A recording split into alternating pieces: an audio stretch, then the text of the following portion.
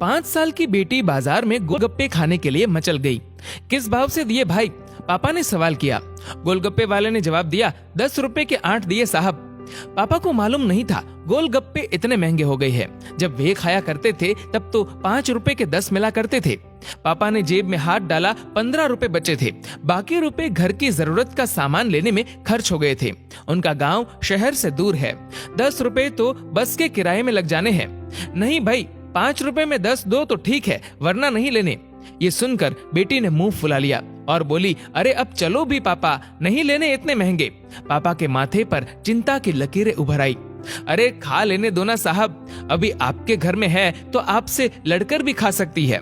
कल को पराए घर चली गई तो पता नहीं ऐसे मचल पाएगी या नहीं, तब आप भी तरसोगे बिटिया की फरमाइश पूरी करने को।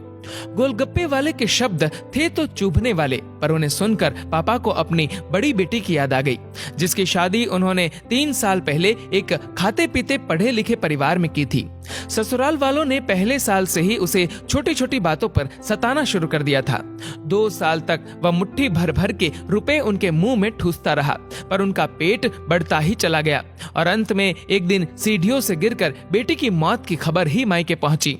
आज वह छटपटाता है कि उसकी वह बेटी फिर से उसके पास लौट आए और वह चुन चुन कर उसकी सारी अधूरी इच्छाएं पूरी कर दे, पर वह अच्छी तरह जानता है कि अब ये संभव नहीं है।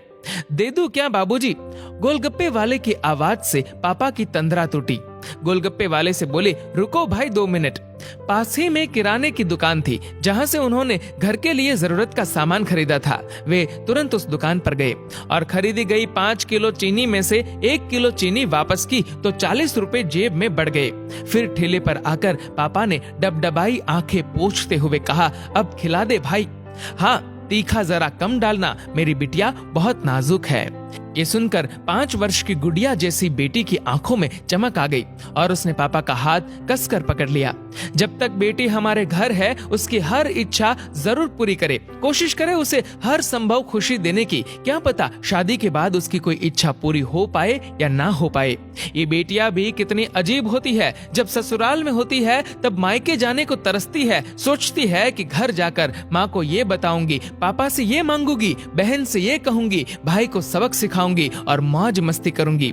लेकिन जब सच में मायके जाती है तो एकदम शांत हो जाती है, किसी से कुछ भी नहीं बोलती, बस माँ बाप भाई बहन से गले मिलती है, बहुत खुश होती है, भूल जाती है कुछ पल के लिए पति और ससुराल, क्योंकि एक अनोखा प्यार होता है मायके में, एक अजीब कशिश होती है मायके में। ससुराल में कितना भी प्यार मिले, माँ बाप की एक मुस्कान को तरसती है ये बेटियां।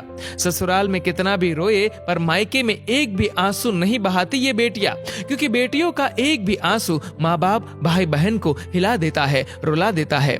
कितनी अजीब है ये बेटियां, कितनी नटखट है ये बेटियां, भगवान की अनमोल देन है ये बेटियां। हो सके तो बेटियों को बहुत प्यार दे, उन्हें कभी भी न रुलाए, क्योंकि ये अनमोल बेटी 2 परिवार जोड़ती है, 2 रिश्तों को साथ लाती है अपने प्यार और मुस्कान से।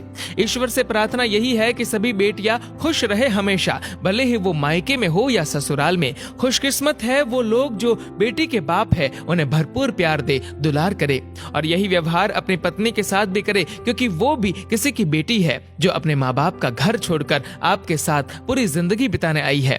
उसके पिता की सारी उम्मीदें सिर्फ और सिर्फ आपसे है।